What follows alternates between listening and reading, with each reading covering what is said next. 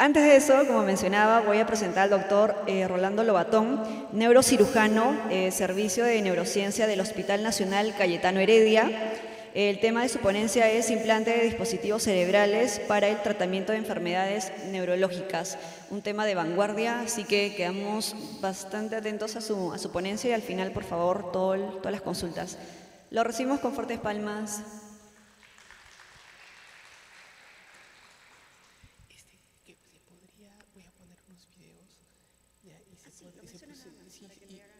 Y se podría también anular el audio del... Sí,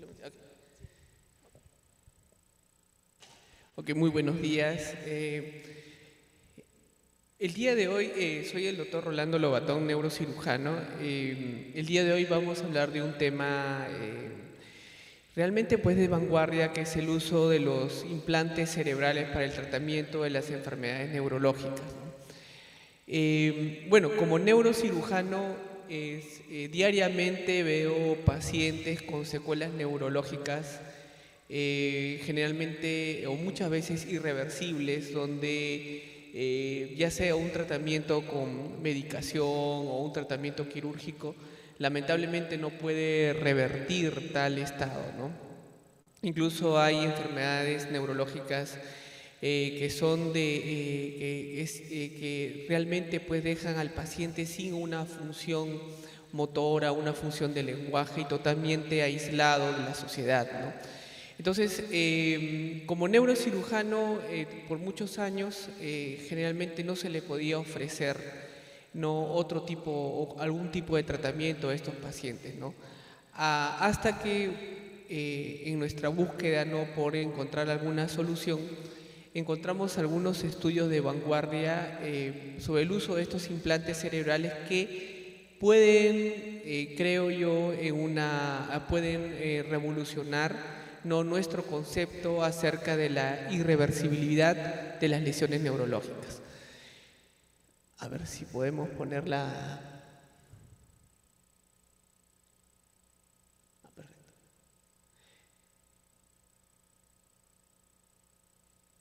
Muy bien, entonces lo que vamos a hablar primeramente es cómo es que se logra a través de los dispositivos cerebrales, ¿no? Del implante de los dispositivos cerebrales se puede controlar, ¿no? O se puede hacer una conexión con una computadora o se puede lograr el movimiento de alguna extremidad cuya actividad ha sido suprimida, ¿no? Entonces, vamos a hablar primero de las interfaces, las interfaces cerebro-máquina. Y quiero, primero, antes de pasar a los estudios que han sido publicados este año, de algún antecedente de este tipo de investigaciones, ¿no? Para el año 2014, en este trabajo publicado en Science Translational Medicine, Wenger y colaboradores publicaron una investigación importante, ¿no? Donde, durante muchos años se sabe de que la estimulación eléctrica de las raíces nerviosas, ¿no? Nos van a permitir el movimiento de nuestras extremidades inferiores, ¿no? Sin embargo, este movimiento de caminar, ¿no? O por ejemplo subir una escalera, es un movimiento por lo demás complejo, porque implica el uso coordinado de músculos, ya sea para la flexión y la extensión. Entonces, con este primer estudio de Wenger, que trabajó con ratas a donde se lesionó la médula espinal, o sea, eran ratas que tenían paraplegia y eran incapaces de caminar, pero estas ratas volvían nuevamente a tener movimiento gracias a la estimulación eléctrica de la médula espinal. Y Wenger lo que él pudo descubrir es de que era posible, este estudio es importante porque era posible grabar o registrar cuáles eran los patrones de activación de las raíces nerviosas, ¿no? De la médula espinal que permitían los movimientos de las extremidades inferiores.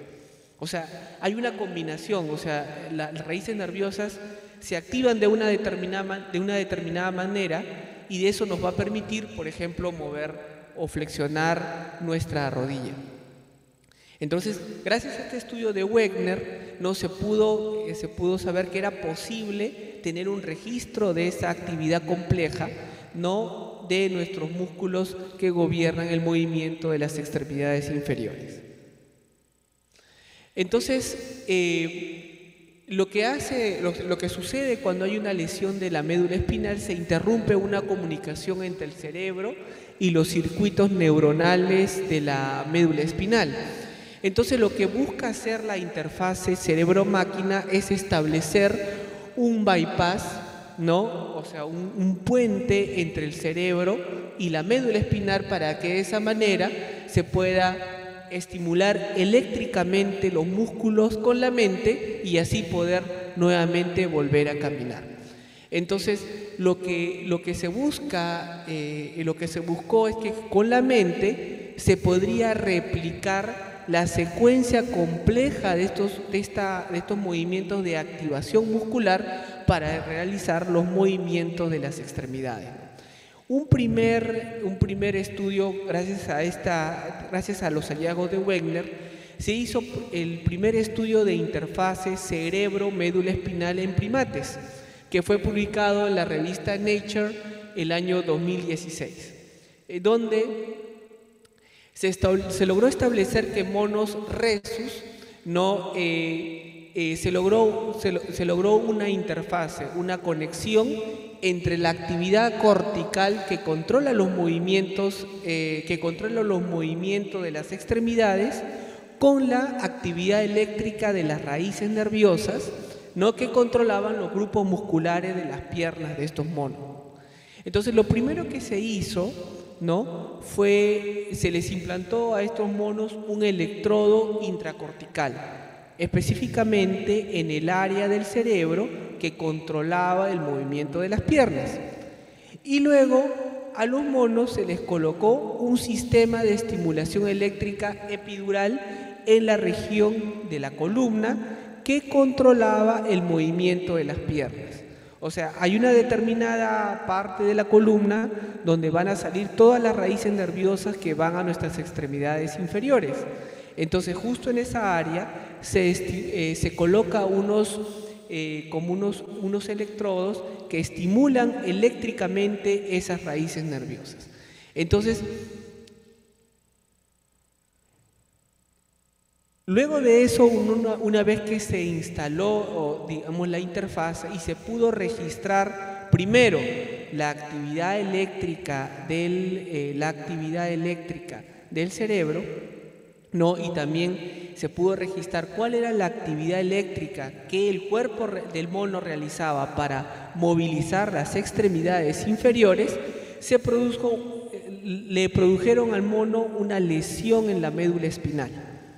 6 días después de la lesión de la médula espinal, donde el mono quedó parapléjico, ¿no?, se empezó a utilizar esta interfase, y que esta interfase pudo lograr el movimiento o la marcha en estos monos previamente paralizados por esta lesión. Más o menos este es el esquema de la investigación. Entonces, como vemos en la imagen, primero al mono se le coloca un electrodo en la región cortical. Es el área donde se gobierna el movimiento de las piernas en el cerebro. Esta área genera una actividad eléctrica, ¿no? Luego de eso se le colocó al mono un estimulador, ¿no?, un estimulador o unos electrodos que estimulaban las raíces nerviosas, ¿no?, que se localizan en la columna vertebral y que controlan el movimiento de las piernas. Entonces, lo que ellos hicieron primero fue registrar cuál era la actividad eléctrica, ¿no?, que generaba el movimiento de las piernas.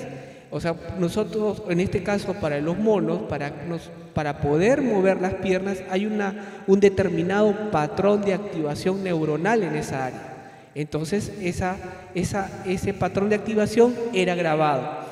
Y eso lo correlacionaron, ¿no?, con el patrón de activación eléctrica que el mono realizaba cada vez que movilizaba sus extremidades inferiores. Entonces, había como una especie de hay como una estación, ¿no?, que permite, mediante un algoritmo, predecir, de acuerdo a la actividad eléctrica cortical, cuál iba a ser el movimiento de las piernas.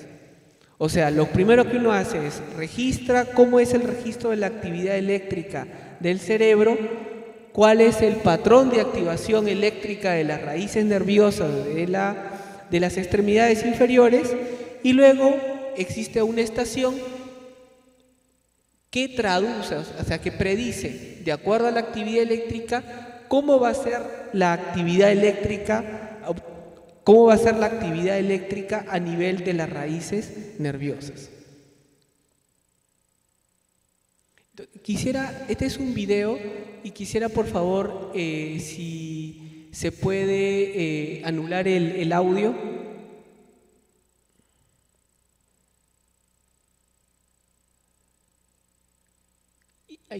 Hay que hacerle clic. No, sí, hay que quitarle el audio, por favor, para yo poder explicar.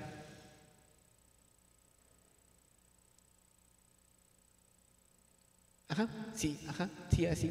Sí, está ya anulado el audio para comenzar.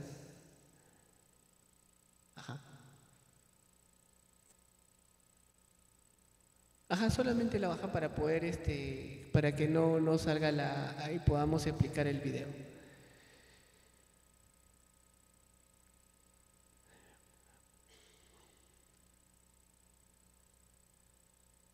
Digamos, con este video que está también anexado en el artículo, vamos a explicar el procedimiento. Entonces, primero, como habíamos dicho, se establece, ¿no?, se pone como una malla de electrodos para la estimulación eléctrica de las raíces nerviosas, ¿no?, que gobiernan el movimiento de las piernas.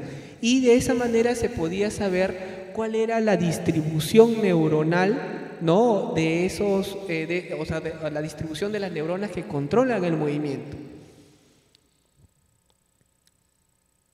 Entonces ellos podían saber cuál era, pues, cómo se encontraban y qué raíces, en qué combinación de raíces se debía estimular para que, por ejemplo, el mono podría flexionar sus rodillas o su cadera a través de este implante, ¿no?, este implante epidural, ¿no?, y el cual iba conectado a un generador eléctrico. Y luego también el electrodo colocado en el cerebro registraba cuál era la actividad eléctrica que generaba la corteza motora del cerebro para lograr el movimiento de las piernas.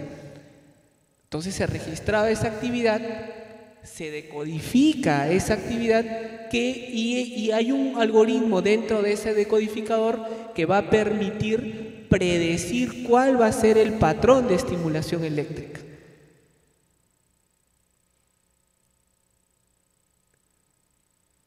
En este caso, esta interfase cerebro-columna está apagado. Luego está prendido y empieza a registrar la actividad eléctrica, tanto cerebral como la actividad eléctrica que se da a nivel de la médula espinal.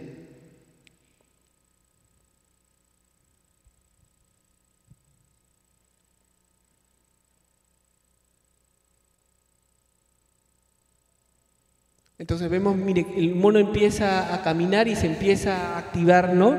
Hay una activación en la actividad eléctrica. Este es otro mono donde, por ejemplo, es un mono sin la lesión. Entonces, esto nos permite también modular la amplitud de los movimientos.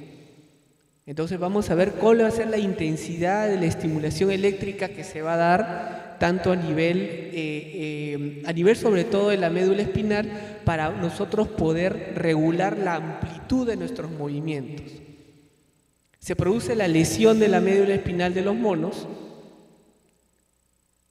Entonces, supuestamente el mono ya debería estar parapléjico. Miren, ya el mono con la lesión, vemos que no puede movilizar o tiene dificultad para movilizar las extremidades inferiores.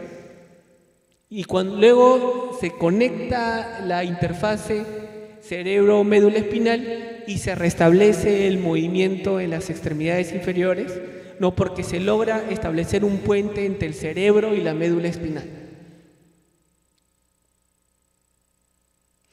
Entonces, conforme empieza a avanzar los días, el mono, por ejemplo, acá está con la médula, la interfase desconectada y luego conectada.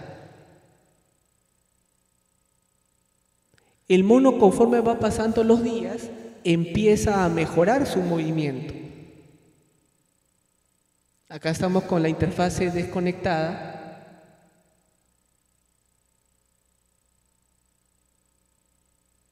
Y vemos conforme pasan los días cómo poco a poco el mono empieza a restablecer el movimiento de sus piernas. Y eso es más que todo por este algoritmo, usa un algoritmo matemático en un decodificador que traduce, ¿no?, o predice, de acuerdo a la actividad eléctrica cerebral, cuál va a ser la activación eléctrica a nivel de las raíces nerviosas de la médula espinal para el movimiento de las piernas. Muy bien. Entonces, con este estudio, ¿no?, fue digamos, el antecedente, porque fue la primera vez que se utilizó un mono con una lesión en médula espinal y que tras esta lesión el mono volvió nuevamente a caminar. Es que en junio de este año, algo reciente, hace solamente unas veces, en la revista Nature se ha publicado el primer caso de un paciente parapléjico. Este era un paciente de que años antes había tenido un accidente en bicicleta y producto de eso había tenido una lesión cervical, y producto de esa lesión cervical había quedado cuadripléjico, no podía mover los brazos ni las piernas. Entonces, inicialmente este paciente había estado ya en un programa de estimulación eléctrica para movilizar sus extremidades. Sin embargo, él no tenía un control voluntario para sus piernas. Entonces, en este estudio es donde se aplica por primera vez, ¿no?, la interfase cerebro-columna, ¿no?, en un ser humano.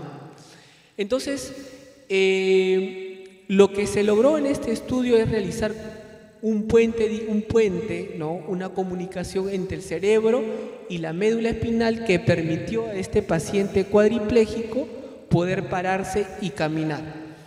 Entonces, lo que se hace es colocar un dispositivo de registro, o sea, un grupo de electrodos a nivel cortical, ¿no?, y que esto entra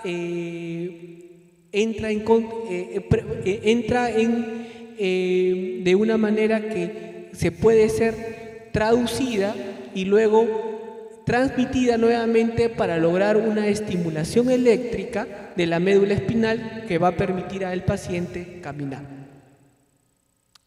Entonces, lo importante de este estudio es de que la interfase, una vez colocada, se calibra en unos pocos minutos y que va a permitir al paciente tener un movimiento de las piernas que le va a permitir de manera natural ponerse de pie, caminar, incluso subir escaleras.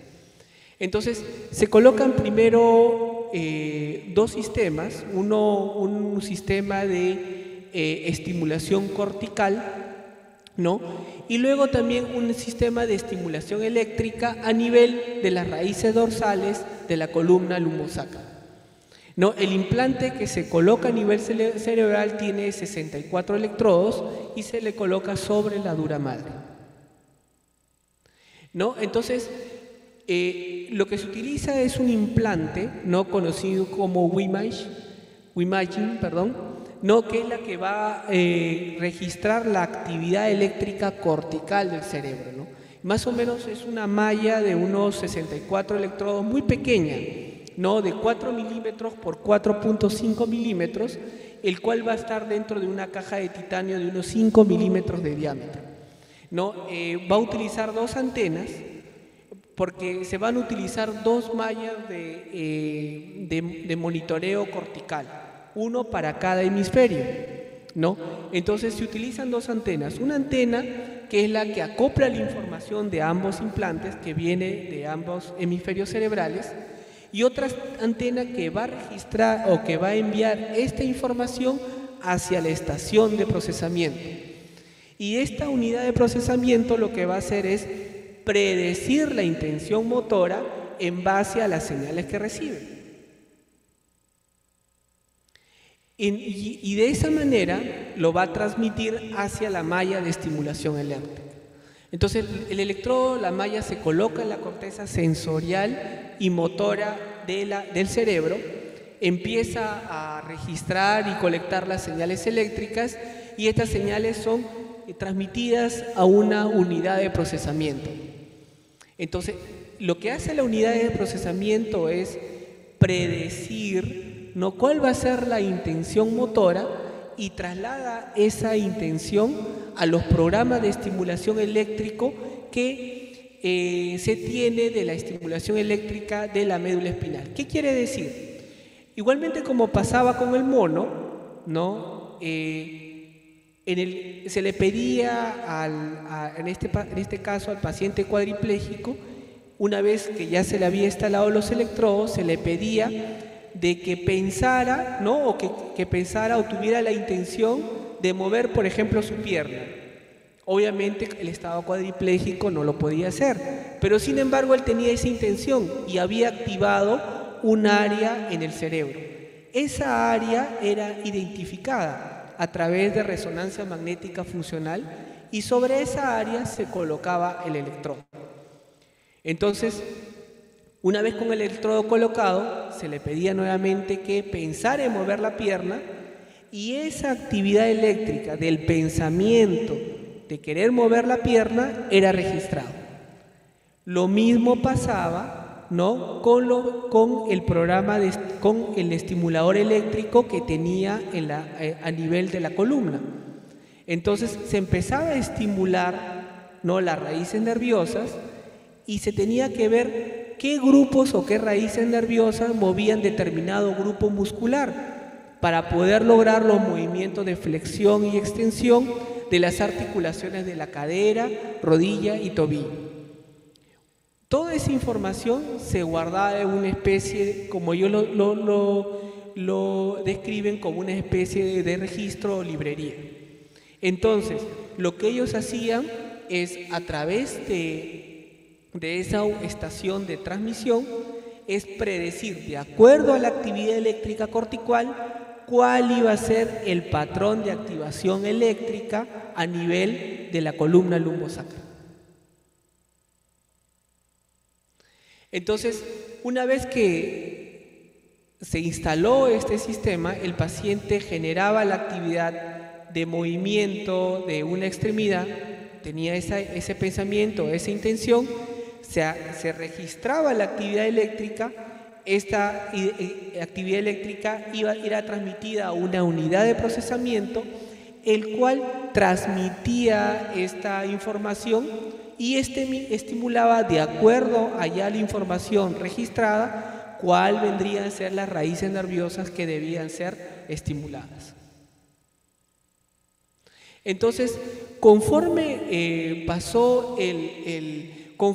digamos, se pudo establecer estos programas de estimulación, la interfase cerebro-columna fue poco a poco, se puso poco a poco a ser modulada, para de esa manera coordinar la amplitud de los movimientos que el paciente podía desarrollar.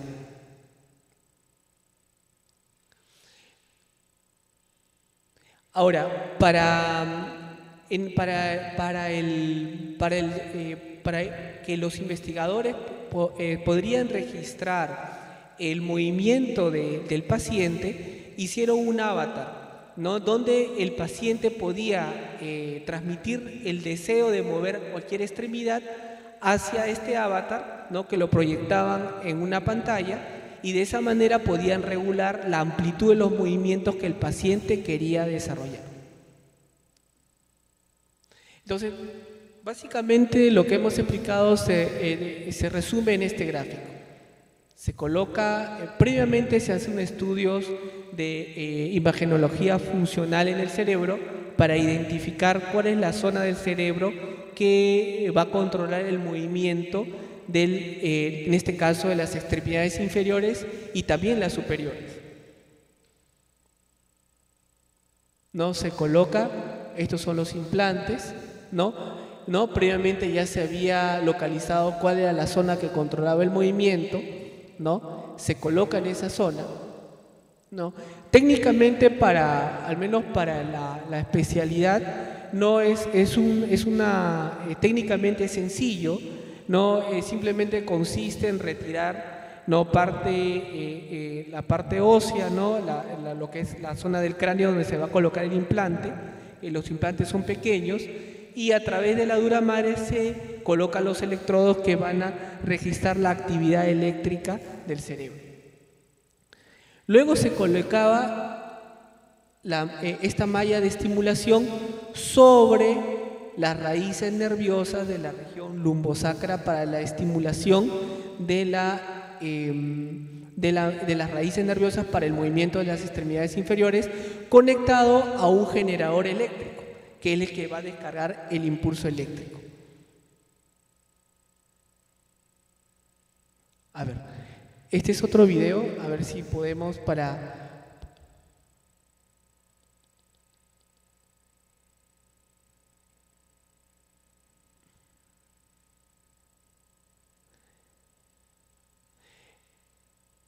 Entonces ahí este paciente tenía, como les había mencionado, por el accidente en bicicleta, una lesión en la médula cervical alta.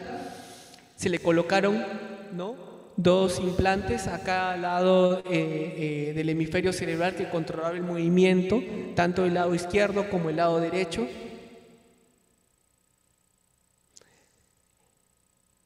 Estos electrodos registraban la actividad eléctrica y lo enviaban a la unidad de procesamiento, que es como la mochila que vemos ahí. Esa mochila predice la intención de movimiento. Previamente al paciente también ya se le había colocado su estimulador eléctrico en las raíces nerviosas de la región lumbosacra.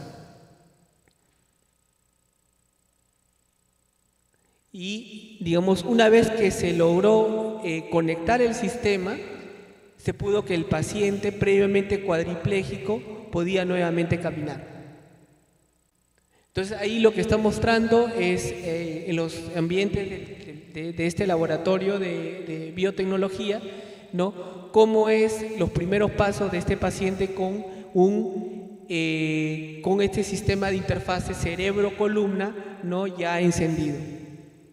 Pero previamente, como les había mencionado, ¿no?, se tiene que hacer primero un registro de la actividad eléctrica cerebral, un registro de la actividad eléctrica de las extremidades inferiores, predecir cuál va a ser, por cada actividad eléctrica cerebral, cuál va a ser el patrón de activación eléctrica de las raíces nerviosas, ¿no?, y todo esto para poder calibrar el sistema de interfase.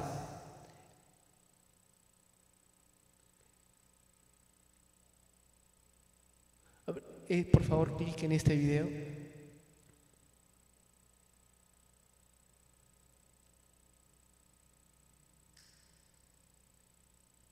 Entonces, acá vemos, bueno, lo que es cómo es que se planifica, ¿no?, la ubicación exacta donde se va a colocar estos electrodos, ¿no? Y por ejemplo, de acuerdo a la zona donde hay determinada área de la corteza que, por ejemplo, se va a encargar de la flexión de la rodilla, o la flexión de la cadera, o la flexión del tobillo, o la extensión de estas articulaciones, y eso tiene que quedar registrado.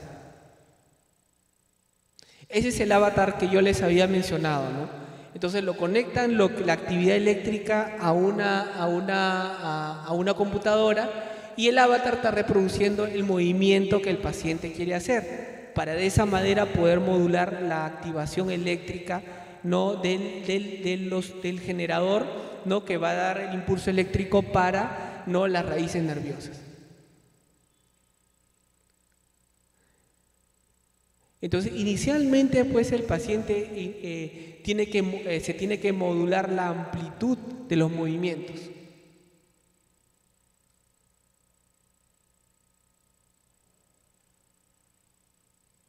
Y como ven, también el paciente que es cuadripléjico tiene control, ¿no?, también de su extremidad superior. Entonces ahí parte del equipo de investigación monitoriza, ¿no?, cómo va la amplitud de los movimientos para poder regular la activación eléctrica de las raíces nerviosas, de acuerdo obviamente a la voluntad del paciente.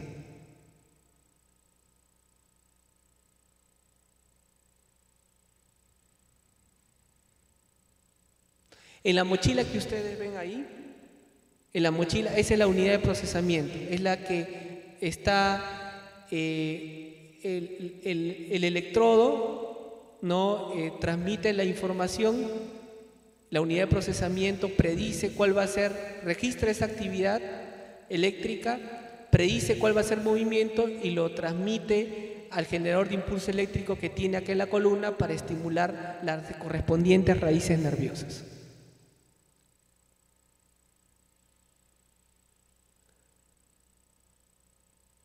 Muy bien, vamos a un siguiente video.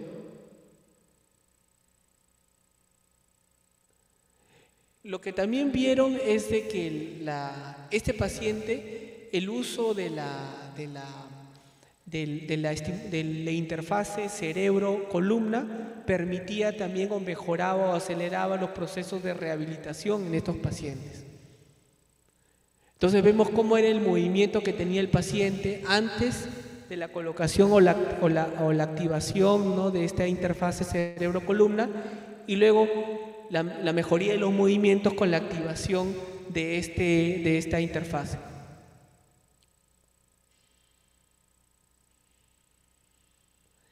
Cada vez conforme se empieza a modular, ¿no?, él empieza a desarrollar movimientos un poco más naturales, ¿no?, de flexión y extensión de las articulaciones.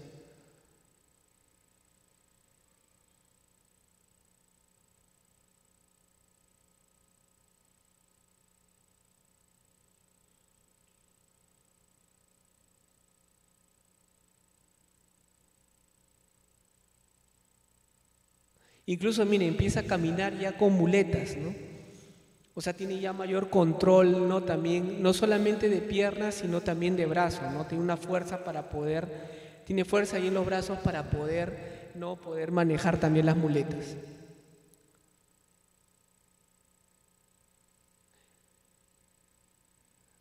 Ahora, ¿es posible de que este implante cerebro-columna pueda usarse en la vida diaria, ¿no? Y sí, el mismo grupo de investigación crea un aparato portátil, ¿no?, para que el paciente lo pueda llevar, ¿no? Por ejemplo, ¿no?, vamos a ver a continuación cómo el paciente, por ejemplo, tiene una reunión con sus amigos, él programa, ¿no?, la interfase, ¿no?, para que entonces en este caso, perdón, acá el electrodo, la malla de registro de la actividad eléctrica está enviando la información a esta unidad de procesamiento para la activación, ¿no?, de las raíces nerviosas. Él lo prende, lo empieza a calibrar.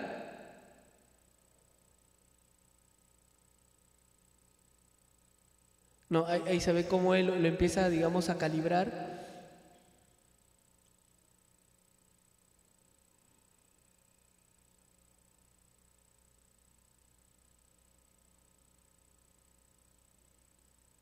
Entonces ya el paciente ya está nuevamente con el sistema, digamos, el sistema prendido, ¿no?, y puede ya movilizarse.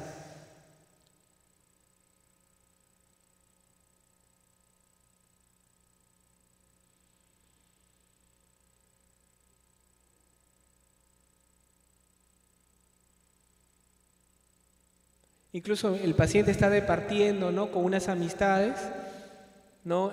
Bueno, ya termina la reunión, ¿no?, y nuevamente se conecta a su interfase para lograr, ¿no?, para poder mandar señales de estimulación, de activación a sus extremidades, a las raíces nerviosas en sus extremidades inferiores.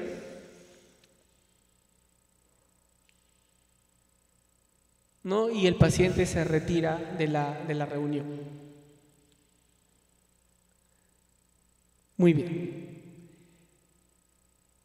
Vamos a hablar digamos, en esta parte de la exposición sobre el Neuralink.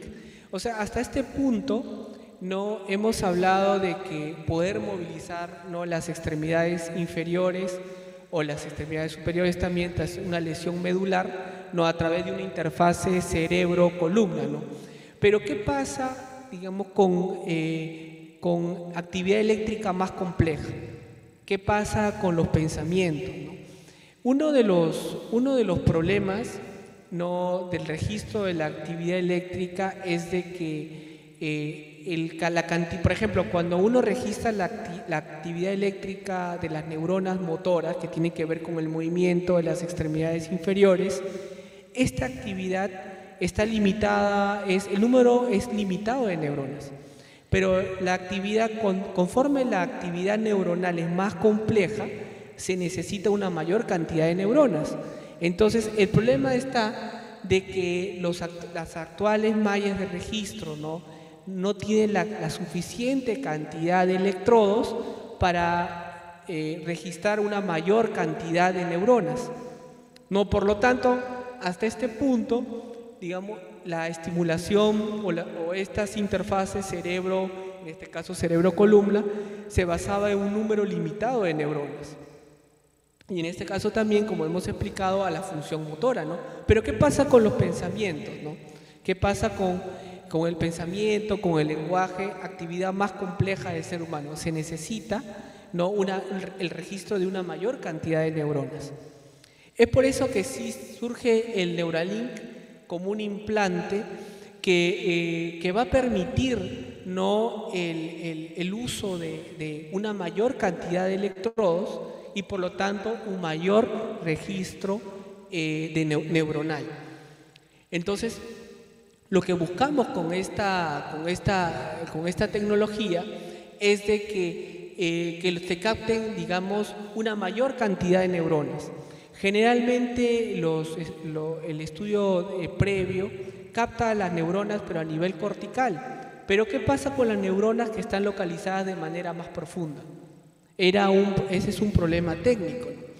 El otro problema es de que conforme uno profundiza electrodos, ¿no?, empieza a haber un estrés en el parénquima cerebral. Entonces el parénquima cerebral desarrolla una respuesta inmunitaria contra los electrodos que afecta su funcionamiento a largo plazo. Era necesario generar un electrodo cerebral que podía ser flexible y biocompatible. Entonces Neuralink lo logra utilizando un material que esté de acuerdo a las propiedades mecánicas del cerebro. Y eso lo hace a través de electrodos hechos con polímero flexible, biocompatible, hecho de un material llamado polimida, el cual se encuentra cubriendo, ¿no?, unas películas finas de oro, que se ha visto de que tienen una poca respuesta inmunitaria o de rechazo por parte del tejido cerebral. Entonces lo que se hace lo que hace Neuralink es utilizar estos implantes, ¿no?, y esos implantes son colocados a través de un robot neuroquirúrgico, el cual logra insertar 3072 electrodos.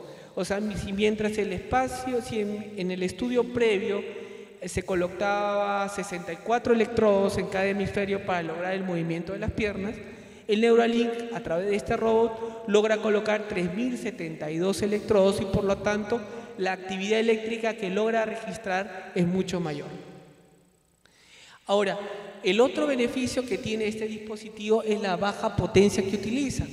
Imagínense la cantidad de registro de actividad eléctrica que puede ser, la actividad eléctrica que puede ser registrada por estos electrodos. Entonces generaría una gran energía, ¿no? Pero está diseñado de tal manera que sea de baja potencia. La inserción de los 3072 electrodos es posible en 45 minutos gracias a este robot neuroquirúrgico. Entonces, miren, este es el diseño de los electrodos del Neuralink, ¿no? Básicamente son de varios diseños, pero en el presente artículo nos muestran dos.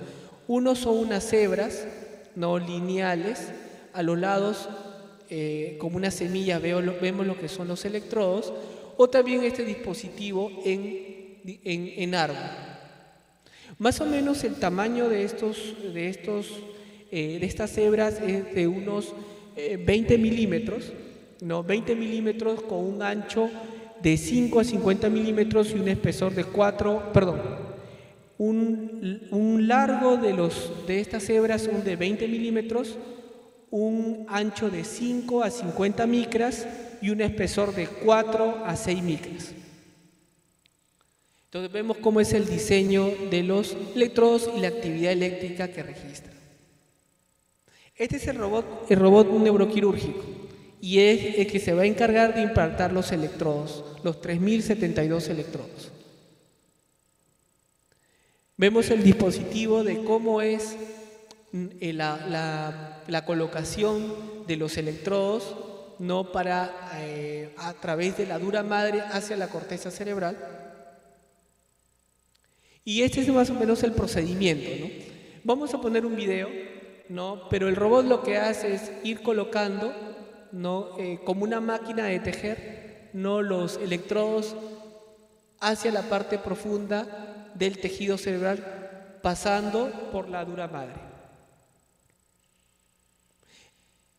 Es así como queda, ¿no? Los implantes sobre el tejido cerebral, ¿no? Estos son toda la serie de los electrodos sobre el tejido cerebral, y cómo queda instalado, ¿no? En este caso sobre el cráneo de un roedor.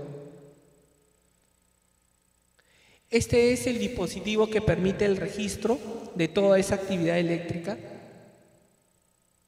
Y esa es la actividad eléctrica registrada. Lo más interesante es de que, como es una gran cantidad de electrodos, esta tecnología permite el registro individual de cada potencial de acción neuronal.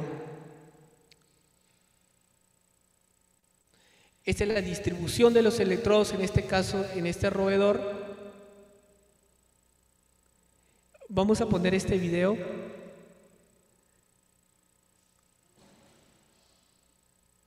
En este video se ve cómo es el procedimiento de colocación de estos electrodos a través de este robot neuroquirúrgico.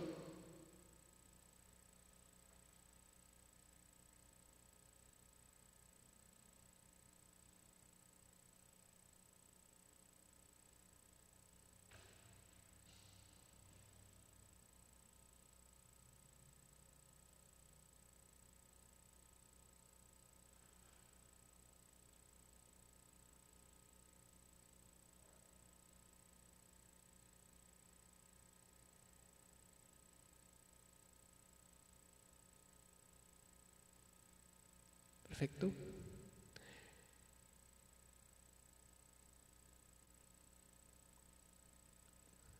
Hacemos clic en este video.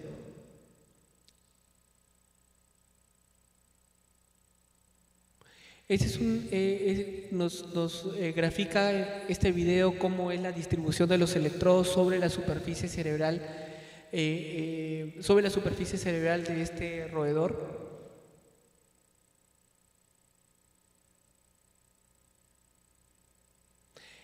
Ahora, lo importante es, que llamo a colación para esta presentación, es de que la FDA ha aprobado ya el estudio en seres humanos. O sea, ya está en curso un ensayo clínico, ¿no? Dirigido a personas con enfermedades neurodegenerativas, ¿no? Por ejemplo, esclerosis lateral amiotrófica, otras enfermedades que impiden el movimiento de las personas. Y de tal manera lo que se busca es que con la mente, ¿no? Estas personas se puedan comunicar, ¿no? Utilizando un ordenador. De la siguiente manera, como se logró también en este mono que se va a ver en este video. ¿Se podría hacer clic, por favor?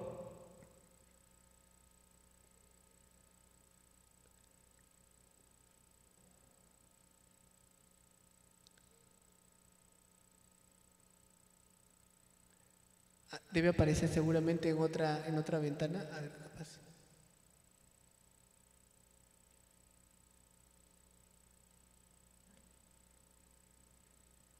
Ajá, ahí está el video.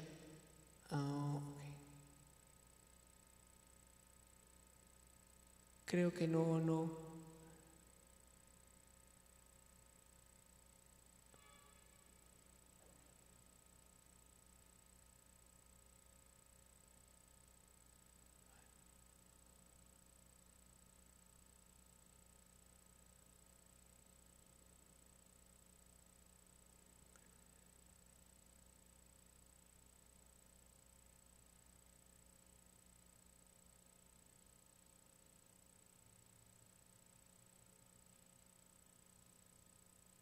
Ahí está. Sí. Bueno, no conozco mucho de videojuegos, pero creo que este es un juego de computadora muy común. Y acá la idea es de que mentalmente el mono está jugando, él está moviendo, golpeando la pelota, ¿no? Entonces lo que se busca con este gran registro de la actividad eléctrica, lo que se busca es de que pensamientos, ¿no? Actividad neurológica, actividad neural mucho más compleja pueda ser transmitida, ¿no? Y de esa manera podemos interpretar los pensamientos de una persona con una enfermedad neurológica muy severa.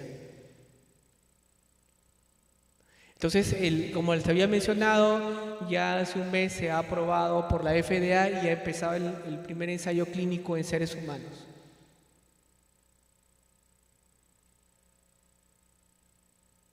Y como vemos todo en la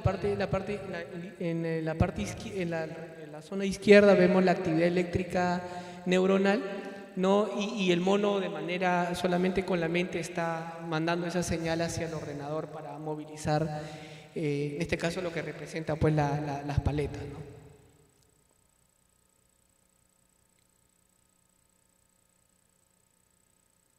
Muy bien. Muchas gracias. No sé si hubiera alguna duda, alguna pregunta.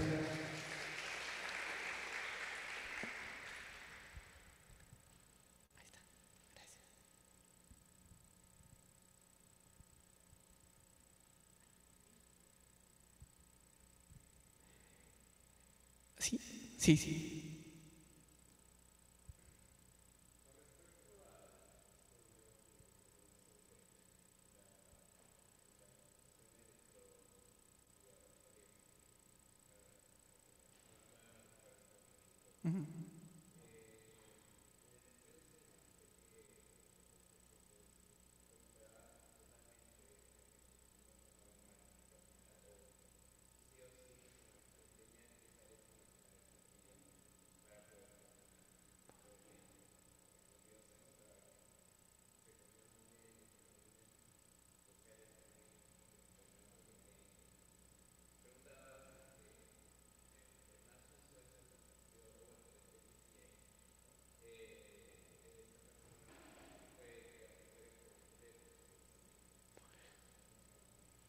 Sí, sí, interesante la pregunta, ¿no?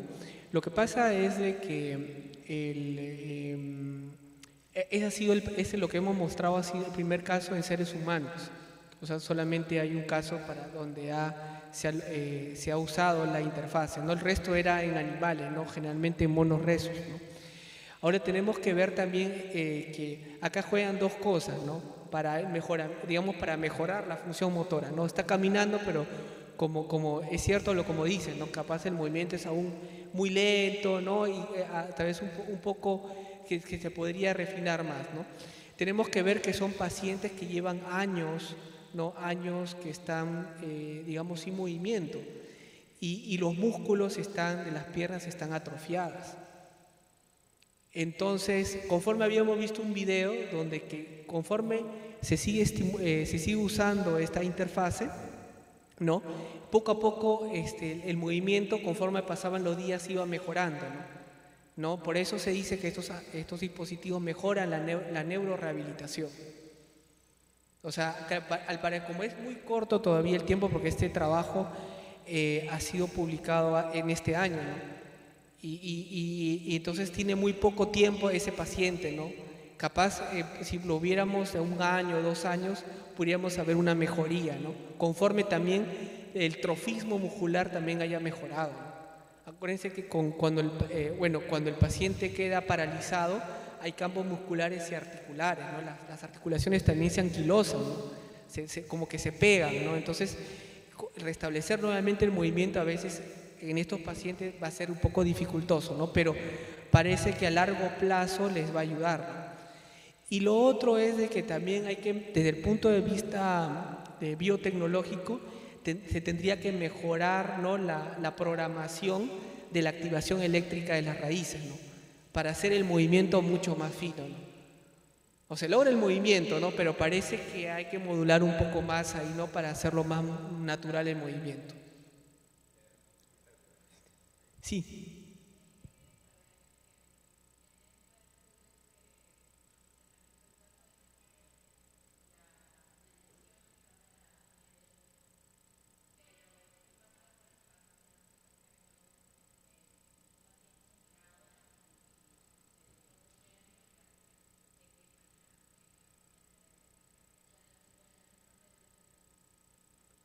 Claro, eso sería, por ejemplo, una otra aplicación, ¿no? Por ejemplo, por mi especialidad continuamente veo pacientes con secuelas neurológicas severas e irreversibles, ¿no? Entonces ahí tendría una aplicación, ¿no? Se podría también aplicar en esos casos, por ejemplo, ¿no? Podríamos mandar una señal, ¿no? Para un paciente que tras una operación quedó con una pierna inmovilizada, que la pueda nuevamente, la pueda nuevamente mover, ¿no? Lo que sí hay que ver en el transcurso de los años son dos cosas: que empiecen a refinar estos procesos de modulación, ¿no? Y también de cómo uno puede predecir la actividad, ¿no? De acuerdo al movimiento y la amplitud que uno realmente desea, ¿no? Eso está faltando, la modulación, ¿no? Y lo otro también vendría a ser cómo va a ser la masificación de esta tecnología, ¿no? Al inicio se ve muy promisorio, pero tal vez conforme pasan los años se puede haber un sistema un poco más accesible, ¿no? Para mayor cantidad de pacientes, ¿no?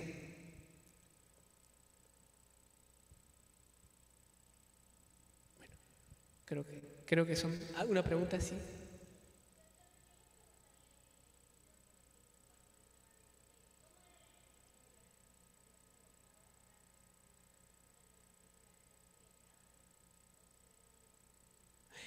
Parece que fue una hemisección, porque cuando había en el video donde había en el video donde la interfaz, o sea, ya el mono con la lesión y la interfaz estaba apagada, se veía que el mono arrastraba una pierna, no que era la pierna derecha. Sí, pero en el estudio publicado en Nature no lo mencionan específicamente, ¿no? Pero se puede inferir por el movimiento que tiene el mono y también por la imagen donde en el diagrama donde ponen qué tipo de lesión ellos le producen, se ve solamente se ve la mitad de la médula espinal, ¿no? ¿Sí?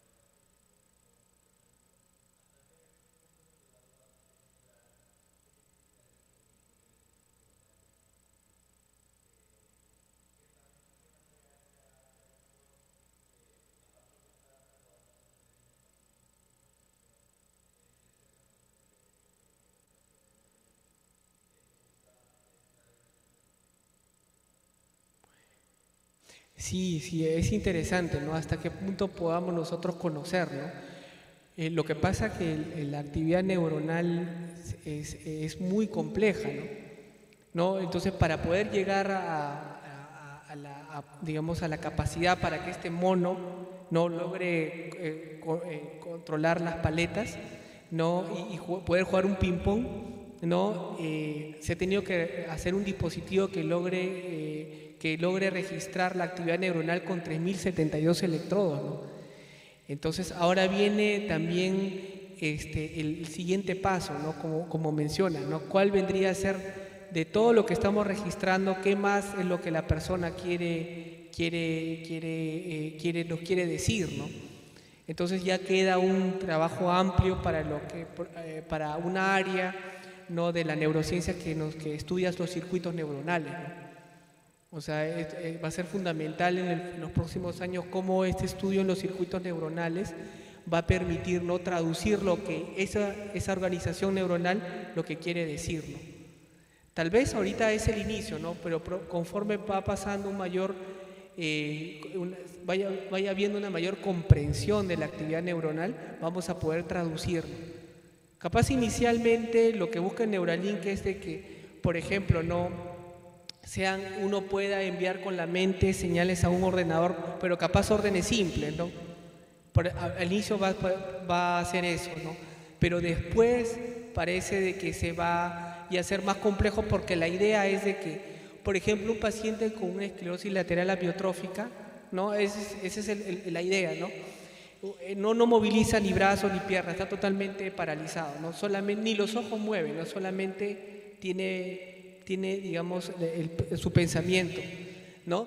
Entonces, lo que se hace es de que utilizando el Neuralink, ¿no?, poder mandar una señal a un exoesqueleto y de esa manera poder realizar un movimiento. Pero eso ya con el tiempo. Muy bien, creo que hay otras ponencias, más bien quería agradecer, muchas gracias por su atención.